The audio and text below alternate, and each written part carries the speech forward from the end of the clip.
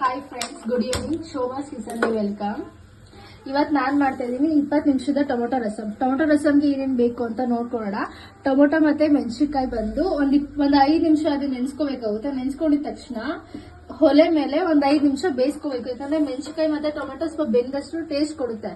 ಅದ್ರ ಜೊತೆಗೆ ನಾವು ಹಸಿಮೆಣಸಿನಕಾಯಿ ಒಗ್ಗರಣೆಗೆ, ಬ್ಯಾಡಗಿ ಮೆಣಸಿನಕಾಯಿ ಒಗ್ಗರಣೆಗೆ ಶುಂಠಿ ಬೆಳ್ಳುಳ್ಳಿ ಪೇಸ್ಟ್, ಕರಿಬೇವು, ಬೆಳ್ಳುಳ್ಳಿ, ಜೀರಿಗೆ, ಮೆಣಸು, ಹಿಂಗು ತಗೊಂಡಿದೀವಿ. ಹಾಗೆ ಕೊನೆಯದಾಗಿ ನಾವು ಉಪ್ಪನ್ನ ಬಳಸ್ತಾ ಇದೀವಿ.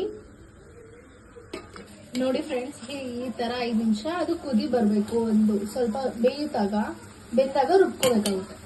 ಈ ತರ ಬೆಂದ್ಮೇಲೆ ಗೊತ್ತಾಗಿದ ತಕ್ಷಣ ಆಫ್ ಮಾಡಿ 5 ನಿಮಿಷ ಆರಾಕ್ ಬಿಡ್ಬೇಕಾದ್ರೆ. ನೋಡಿ ಫ್ರೆಂಡ್ಸ್, ಈಗ ನೀರ್ನ ಸಪರೇಟ್ ಮಾಡ್ಕೊಂಡು ಮತ್ತೆ ಬೆಂದಿರೋದನ್ನ ಮಿಕ್ಸಿ ಜಾರ್ಗೆ ಹಾಕೋತಿದೀನಿ. ಈಗ ಅದ್ರ ಜೊತೆಗೆ ಬೆಳ್ಳುಳ್ಳಿ, ಕರಿಬೇವು, ಸ್ವಲ್ಪ ಶುಂಠಿ ಹಾಕೊಳ್ಳಿ. ಅದು ನಿಮ್ಗೆ ಬೇಕಾದ್ರೆ ಹಾಕೊಳ್ಳಿ, ಇಲ್ಲಾಂದ್ರೆ ಸ್ಕಿಪ್ ಮಾಡ್ಕೊಳ್ಳಿ.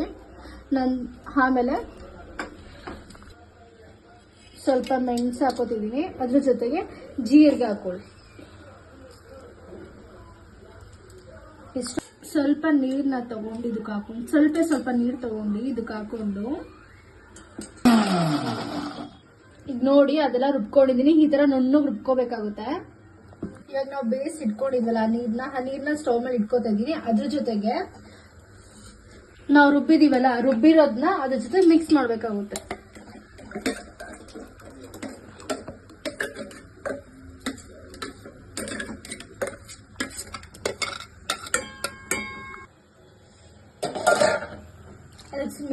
ಮಿಕ್ಸಿ ಜಾರ್ ಸ್ವಲ್ಪ ನೀರು ಹಾಕಿ ಅದನ್ನ ಹಲ್ಲಾಡ್ಸಿ ಇದಕ್ಕೆ ಹಾಕ್ತಾ ಇದೀನಿ.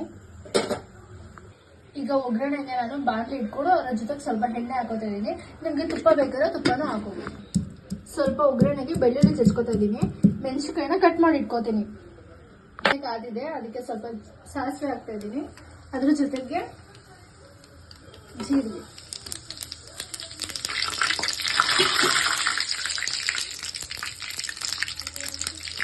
ಇದು ರುಚಿರೋ ಮೆಣಸಿನಕಾಯಿ, ಬೆಳ್ಳುಳ್ಳಿ, ಹಸಿಮೆಣಸಿನಕಾಯಿ,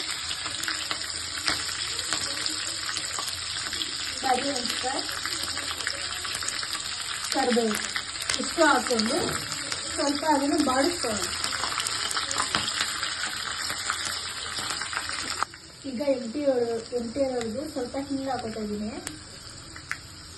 ಈಗ ಒಗ್ಗರಣೆ ಹಾಕಿರೋದನ್ನ ಸಾಂಬಾರ್ ಒಡೆ ಹಾಕೋತಿದ್ದೀನಿ. ಅದ್ರ ಜೊತೆಗೆ ನಿಮ್ಗೆ ಉಪ್ಪು ಹಾಕೋಬಹುದು. ನಿಮ್ಗೆ ರುಚಿಗೆ ಎಷ್ಟು ಬೇಕೋ ಅಷ್ಟು ಉಪ್ಪು ಹಾಕೊಳ್ಳಿ.